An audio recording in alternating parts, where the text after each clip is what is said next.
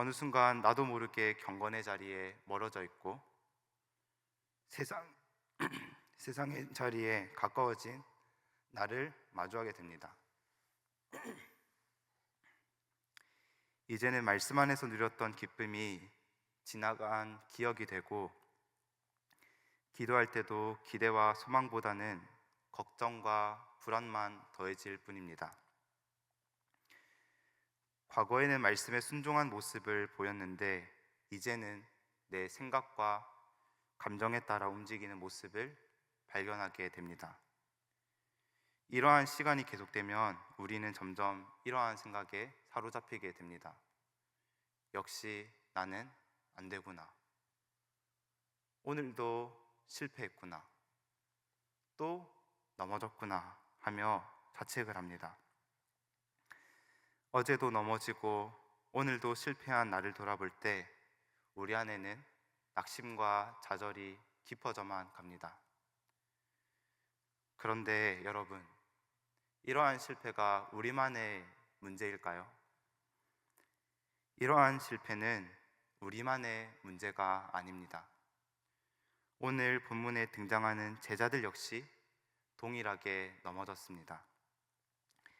오히려 우리와는 비교가 안 될 정도로 철저하게 실패한 모습을 보게 됩니다. 오늘 본문은 가룟 유다의 배반으로 인해 예수님께서 체포되는 내용을 다룹니다. 본문 47절 가룟 유다는 예수님께서 제자들에게 말씀하실 때 칼과 몽치를 든 큰 무리를 이끌고 예수님께 다가옵니다. 그런데 그의 행동을 자세히 보면 어떠한 망설임이나 주저함이 없어 보입니다. 49절을 보시면 곧이란 부사는 원어를 보면 즉시, 지체 없이라는 뜻을 지닙니다. 즉 유다는 어떤 고민이나 머뭇거림 없이 즉각적으로 나아왔습니다. 그가 망설임 없는 행동이 가능했던 이유는 그의 마음에 죄가 깊이 뿌리 내리고 있었기 때문입니다. 그는 앞서 마태복음 26장 14절에서 대제사장들과 은밀히 거래하며 죄의 뿌리를 내리고 있었습니다. 그런데 그의 죄의 뿌리를 제거하지 않고 방치하자 이처럼 망설임 없고 즉각적인 모습을 보이게 됩니다. 죄로 깊어진 그의 행동은 여기서 멈추지 않습니다. 더 과감하게 예수님께 다가와 랍비여 안녕하십니까 인사하고 입을 맞추며 예수님을 조롱합니다.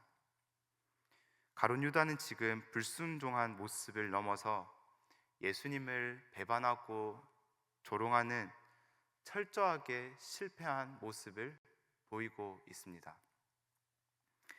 그런데 제자의 실패는 가룟 유다에게만 일어난 일이 아닙니다. 제자의 실패는 여기서 한 발자국 더 나아갑니다. 예수님께서 아무런 저항 없이 무리에게 잡혀가시려 하자 예수님과 함께 했던 제자들은 어떤 반응을 보입니까? 56절 하반절을 보시면 이에 제자들이 예수를 다 버리고 도망하니라. 한 명도 빠짐없이 예수님을 다 버리고 도망갔습니다. 베드로는 불과 몇 시간 전만 하더라도 26장 33절에서 모두 주를 버릴지라도 나는 결코 버리지 않겠습니다 하며 확신에 찬 목소리로 말을 했습니다. 그런데 막상 위기의 순간이 찾아오자 어떻게 반응했습니까? 버리고 도망하니라.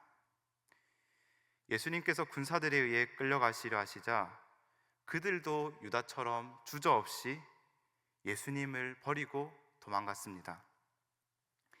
예수님은 공생의 사역 기간 동안 자신이 어떤 메시아이며 자신이 어떤 일을 당할 것인지를 말씀하셨습니다. 하지만 제자들이 생각했던 것과 달리 전혀 다른 일이 펼쳐지자 어떠한 망설임이나 지체함 없이 신속하게 도망쳤습니다. 그들은 예수님을 홀로 두고 어둠 속으로 사라졌습니다. 이제 예수님 곁에는 예수님을 체포하려는 큰 무리밖에 남아있지 않습니다. 만약 여기에서 말씀을 마치게 된다면 예수님의 사역은 실패한 것처럼 보입니다. 그 어떤 곳에도 소망이나 회복의 실마리가 보이지 않습니다.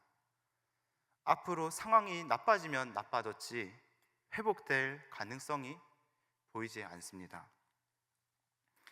그런데 오늘 본문 56절 상반절은 어떻게 말씀하고 있습니까? 그러나 이렇게 된 것은 다 선지자들의 글을 이루려 함이니라. 지금 무엇을 말하고 있습니까? 배반과 실패의 현장에도 하나님의 말씀은 여전히 살아 움직이고 있다는 사실입니다. 유다의 배반과 51절에서 칼든 제자의 어설픈 행동, 나아가 제자들이 도망간 상황에도 불구하고 하나님의 예언의 말씀은 성취를 향해 가고 있다는 뜻입니다. 이 모든 것이 실패한 것처럼 보이지만 실패가 아니고 말씀을 이루기 위함이었습니다. 제자들의 실패의 현장이 말씀이 역사하는 무대가 되었습니다. 모든 계획이 무너졌다고 생각했던 밤이 자기 백성을 죄에서 구원하는 밤이었습니다. 결국 예수님의 십자가 죽음은 죄와 사망의 권세를 이기는 유일한 승리의 길이었고, 그 결과 우리가 구원의 복을 누릴 수 있게 되었습니다.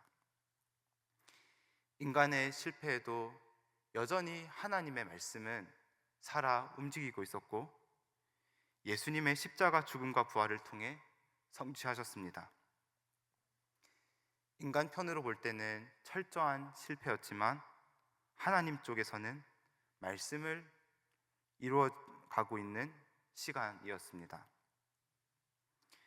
오늘 제자들의 실패는 단순한 실패가 아닙니다. 예수님을 향한 신뢰가 무너졌고 말씀에 대한 믿음이 흔들린 채 도망쳤던 불신앙의 실패였습니다. 그런데 이러한 제자들의 실패가 오늘 우리의 모습과 참 많이 닮아 있습니다. 왜냐하면 이와 같은 실패가 오늘 우리 삶 속에서도 동일하게 반복적으로 나타나기 때문입니다. 직장에서 정직하게 살고 싶지만 승진과 실적 때문에 하나님보다 사람의 눈치를 보게 됩니다. 가정에서는 자녀에게 믿음으로 살아야 한다고 하지만 정작 우리는 염려와 불안 속에서 무너질 때가 많습니다. 주일 목장 연합 예배에서 주님께 받은 은혜를 기억하는 가운데 용서하는 자가 되겠습니다고 고백했지만 다시 일상이 시작되는 순간 말씀을 내려놓고 다시 내 생각과 나의 판단으로 살아갈 때가 많습니다. 이것이 오늘 우리의 실패요, 이것이 오늘 우리의 연약한 모습입니다. 그러나 여러분, 이러한 실패 속에서도 하나님은 말씀을 이루어 가셨습니다. 모두가 예수님을 떠나 도망간 밤에 십자가에서 우리의 모든 불신앙과 불순종을 대신 지셨고, 그 밤은 오히려 구원의 말씀이 이루어지는 밤이 되었습니다. 오늘 내가 실패했는데 과연 하나님이 무슨 일을 하실까 싶지만 하나님은 그 실패 위에서 일을 이루어가기 시작합니다. 하나님은 실패 앞에서 멈추는 분이 아니라 오히려 그 실패를 통해 일하시는 분입니다. 그래서 시편 145편 14절은 다음과 같이 말씀합니다. 여호와께서는 모든 넘어지는 자들을 붙드시며 비굴한 자들을 일으키시도다.